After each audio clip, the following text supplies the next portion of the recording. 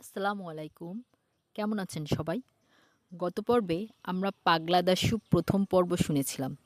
চলুন আজকে পরেরটুকু শুনে নিই। একবার ছুটির পরে দাশু অদ্ভুত এক বাক্স বগলে লইয়া ক্লাসে হাজির হইল।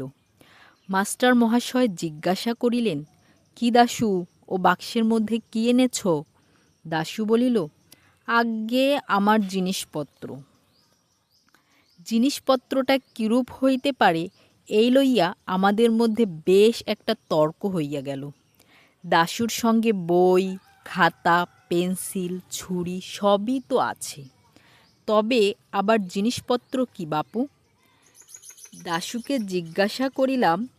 সে সোজাসুজি কোনো উত্তর না দিয়া বাক্সটিকে আঁকড়াইয়া ধরিল এবং বলিল, খবরদার, আমার বাক্স তোমরা কেউ ঘেঁটো না। তাহার পর চাবি দিয়া বাক্সটাকে একটুখানি ফাঁক করিয়া সে তাহার ভিতর দিয়া কি যেন দেখিয়া লইল এবং ঠিক আছে বলিয়া গম্ভীরভাবে মাথা নাড়িয়া বিড়বিড় করিয়া হিসাব করিতে লাগিল। আমি একটুখানি দেখিবার জন্য উকি মারিতে গিয়াছিলাম। অমনি পাগলা মহা ব্যস্ত হইয়া তাড়াতাড়ি চাবি ঘুরাইয়া বাক্স বন্ধ করিয়া ফেলিল। ক্রমে আমাদের মধ্যে তুমুল আলোচনা আরম্ভ হইল। কেহ বলিল, ওটা ওর টিফিনের বাক্স, ওর মধ্যে খাবার আছে। কিন্তু একদিনও টিফিনের সময় তাহাকে বাক্স খুলিয়া কিছু খাইতে দেখিলাম না। কেহ বলিল, ওটা বোধ হয় ওর মানি ব্যাগ, ওর মধ্যে টাকা পয়সা আছে, তাই ও সর্বদা কাছে কাছে রাখতে চায়। আর একজন বলিল, টাকা পয়সার জন্য অত বড় বাক্স কেন? ও কি স্কুলে মহাজনী কারবার খুলবে নাকি?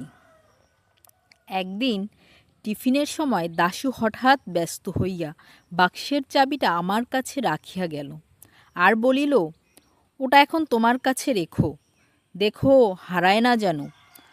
আর আমার আসতে যদি একটু দেরি হয় তবে তোমরা ক্লাসে যাবার ওটা দারোয়ানের কাছে দিও। এই বলিয়া সে বাক্সটি দারোয়ানের জিম্বায় রাখিয়া বাহির হইয়া গেল। তখন আমাদের উৎসাহ দেখে কে? এতদিনে সুবিধা পাওয়া গিয়াছে, এখন দারোয়ানটা একটু তফাত গেলেই হয়। খানিক বাদে দারোয়ান তাহার রুটি পাকাইবার লোহার উনানটি ধরাইয়া কতগুলি বাসনপত্র লইয়া কলতলার দিকে গেল। আমরা এই সুযোগের অপেক্ষায় ছিলাম। দারোয়ান আড়াল হওয়া মাত্র আমরা ৫-৭ জনে তাহার ঘরের কাছে সেই বাক্সের উপর ঝুঁকিয়া পড়িলাম। তাহার পর আমি চাবি দিয়া বাক্স খুলিয়া দেখি বাক্সের মধ্যে বেশ ভারী একটা কাগজের পোটলা ন্যাকড়ার ফালি দিয়া খুব করিয়া জড়ানো। তাড়াতাড়ি পোটলার প্যাঁচ খুলিয়া দেখা গেল তাহার মধ্যে একখানা কাগজের বাক্স, তাহার ভিতরে আরেকটি ছোট পোটলা। সেটি খুলিয়া একখানা কার্ড বাহির হইল।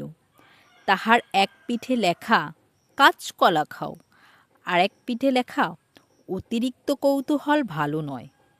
দেখিয়া আমরা উহার মুখ চাওয়াচাই করিতে লাগিলাম। সকলের শেষে একজন বলিয়া উঠিল, যেমনভাবে বাঁধা ছিল তেমনি করিয়া রেখে দাও, সে যে টেরও না পায় যে আমরা খুলিয়াছিলাম, তাহলে সে নিজেই জব্দ হবে। আমি বলিলাম, বেশ কথা, ও আসলে পরে তোমরা খুব ভালো মানুষের মতো বাক্সটা দেখাতে বলো, আর ওর মধ্যে কি আছে সেটা বারবার করে জানতে চেও। তখন আমরা তাড়াতাড়ি কাগজপত্রগুলি বাঁধিয়া আগের মতো পোটলা পাকাইয়া বাক্সে ভরিয়া ফেলিলাম। বাক্সে চাবি দিতে যাইতেছি, এমন সময় হো হো করিয়া একটা হাসির শব্দ শোনা গেল। চাহিয়া দেখি পাঁচিলের উপর বসিয়া পাগলা দাশু হাসিয়া কুটি কুটি। হতভাগা, এতক্ষণ চুপি চুপি তামাশা দেখিতেছিল। তখন বুঝিলাম আমার কাছে চাবি দেওয়া, দারোয়ানের কাছে বাক্স রাখা, টিফিনের সময় বাহিরে যাওয়ার ভান করা, এ সমস্ত তাহার শয়তানি। খামোখা আমাদের আহাম্মক বানাইবার জন্যই সে মিছামিছি এ কয়দিন ধরিয়া ক্রমাগত একটা বাক্স বহিয়া বেড়াইয়াছে। সাধে কি বলি পাগলা দাশু? ধন্যবাদ।